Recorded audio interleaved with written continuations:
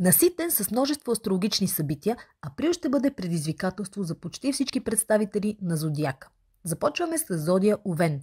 Преобладаващо астрологичните събития ще се случат във вашия знак. Меркурий преминава в ретроградно движение.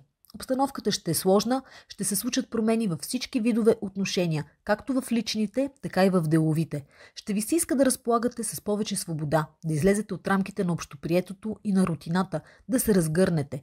Формулирайте идеите си, записвайте ги, но не бързайте с изпълнението им.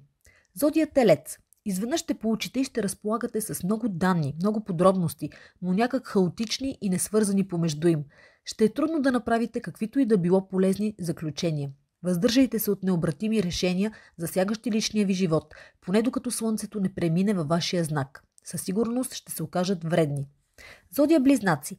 Меркурий, вашият управител, преминава в ретроградно движение. Ще се наложи да се занимаете с уреждането на предишни, при това не особено приятни отношения. Необходимостта да повтаряте стари теми, разговори може да ви се отрази демотивиращо, да повиши стремежа ви към повече лична свобода.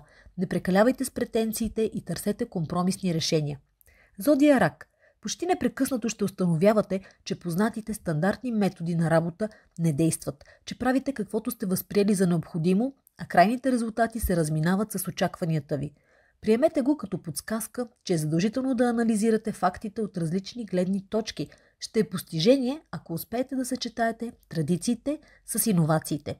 Пълна астрологична прогноза за месец април и за всички зодии четете в Аз жената БГ.